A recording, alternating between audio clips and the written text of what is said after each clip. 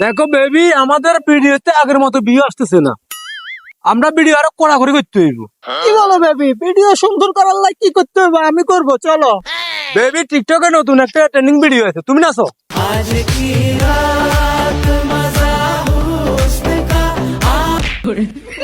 আরে last CID কে phone দিতে।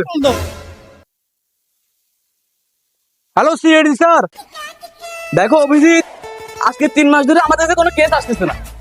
আমরা তো এরকম না খাই মরবো। আজকে 10 দিন আমি কিছু খাইতেছি না। স্যার, এই সকালে তো আমি ফান্তা মাতার কাছে হইতে পারতে। আর অভিজিৎ ফান্দাবাদের সাথে আর বিরিয়ানির সাথে মিলে। বাবা, ফান্তা মাতার খবর নাই দিলে দিলাম তো আমি। দয়া, আমি তোমার এসিবি স্যার।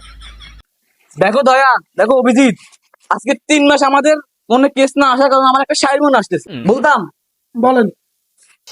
লেখাপড়া করো না যে, আরে লেখাপড়া করো না যে, কিরে ও আমাকে তোকে বাপিনি কইবি। Wow wow wow. লেখাপড়া করো না যে, আরে লেখাপড়া করো না যে, কাকুর ভিডিও করে সে। শাড়ি হারে না শাড়ি করতে হয়। দেখো অভিজিৎ, দেখো দয়া, তোমরা ভুলে যাও না আমি তোমাদের রেসিপি। তোমরা তো সেটা যোগ্য না। তোমার 4 লাখ, তোমার 6 লাখ দিয়ে তো আমি গড়িয়ে চাকরি লইছি।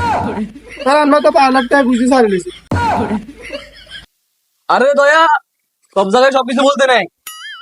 দয়া, অভিজিৎ সব কথা বাদ দাও, আমাদের কেস নিয়ে চিন্তা করো। হ্যাঁ, সিআইডি থেকে বলতেছি। আর লাস্ট, আচ্ছা এখনই আসতেছি। স্যার, নতুন একটা কেস আছে। আরে দয়া, আমরা কেস নিয়ে কি করবো? স্যার, সেই কেস না তো, এটা মার্ডার কেস। Murder case? আলহামদুলিল্লাহ। দয়া, অভিজিৎ আমরা দীর্ঘ 3 মাস পর একটা মার্ডার কেস পাইছি। দয়া, অভিজিৎ দেখা বের করো। দয়া, অভিজিৎ আমাদের গাড়ি কই? স্যার, ও তো গাড়ি। আমাদের লিপিয়া ব্যাপারীও কই?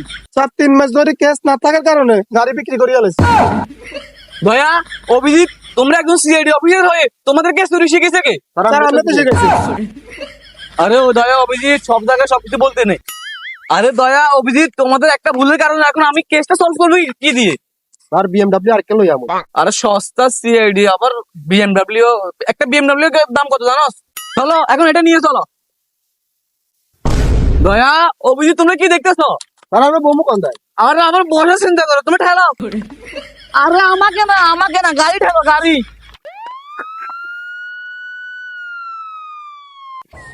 সিআইডি থেকে এসবি বলতেছি, এখান থেকে সিআইডি কে ফোন দিয়েছে কে? আর আমি ফোন দিছি, এখানে একটা লাশ পাওয়া গেছে। তো আপনারা এখানে কি করতেছিলেন? আমরা একদম সেলিব্রিটি মানুষ, আমাদের একটা ফেজ আছে, আমরা এখানে আছি টিকটক ভিডিও বানানোর জন্য। হ্যাঁ ভাই, একটা সেলফি ভাই। আপু একটা সেলফি ভাই। আপু আপু আপু একটা সেলফি। আরে দয়া, অভিজিৎ আমরা এখানে লাশ খুঁজতে আসছি, এখানে আমরা ছবি উঠাতে আসি নাই।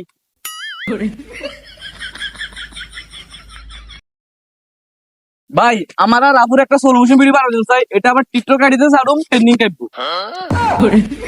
শালা শালা সারে দেখি আর একবার ছবি উঠে গেছে, স্লো মোশন ভিডিও। দয়া, অভিজিৎ সবকিছু বাদ দিয়ে আগে লাস্টে তদন্ত করো। আপনারা আসেন, আপনাদেরকে প্রয়োজন হলে আমরা ডাকবো। দয়া, অভিজিৎ লাস্টটাকে তদন্ত করে দেখো ফুল। স্যার, 200 টাকা পাইছি। আমরা আজ কদিন ধরে নাস্তা করতে পারি না, এই যে নাস্তা করি আর। আরে অভিজিৎ, তোমরা লাশের টাকা খাই পাচ্ছি, তোমাদের যেটা আশা করি নাই। এই 200 টাকা আমাকে থাকো, এটা ফরেন্সিক টেস্টে কাজে লাগবে। তোমরা লাস্টটাকে একটু তদন্ত করো, আমি আসি।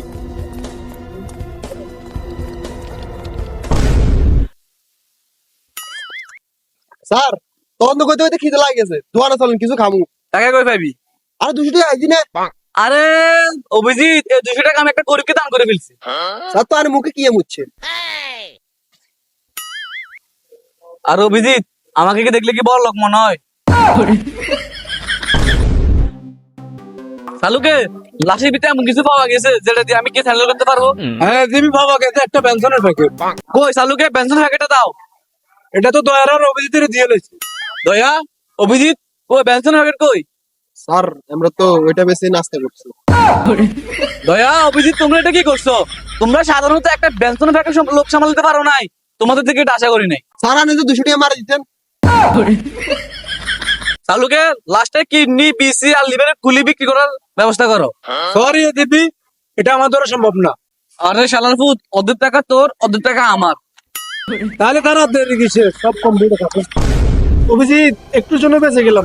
দয়া শোনো, আমরা যে এই খুনটা করছি এসিবি স্যারের কানে কোনোভাবে না যায়। দয়া অভিজিৎ, আমি আড়াল থেকে সব কথা শুনছি। তোমরা যা যা সত্যি আমাকে বলতে পারো, আমি যথেষ্ট পরিমাণ তোমাদেরকে হেল্প করার চেষ্টা করবো। স্যার যেহেতু আপনি শুনে গেছেন, আমরা তো একই গ্রামের লোক, ঘটনাটা হলো ওই কারণে। দেখো অভিজিৎ, এই 3 মাস ধরে আমাদের কোনো মামলা নাই, কোনো ইনকাম না, আমরা তো না খাই মরতে হবে। তো কি করার? তোমার কাছে কোনো উপায় নাই? আমার কাছে একটা উপায় আছে। কি সেটা? একটা ফেসবুক পেজ খুলে ভিডিও বানাইতে হবে রেগুলার। কিভাবে অভিজিৎ? আমরা তো নতুন, কেউ আমাদেরকে সাপোর্ট করবে, আমরা কি ইনকাম করতে পারবো? পারবো। একটা নোয়াখালীতে একটা বড় সেলিব্রিটি আছে, টোকাই দিফু ভাই, ওর সাথে দেখা করলে ফর ইউ। তাহলে চলো ওর একটা প্রমোট ভিডিও নিয়ে আসি। চলেন ভাই, আমরা আপনার big fan। ভাই। আমি তার সাথে ভিডিও বানাই না ভাই, সরণ ডাক্তার সাথে মারি, আমরা কি করে লোক? এই বাটা টোকাই, কি করলি রে? ভাই তুমি এটা কি করলা? আরে অভিজিৎ, গুলিতে লোড ছিল, আমি তো করতে পারিনি। দাদা দাই আমার হইতে লাস্টে বলে ভাগো।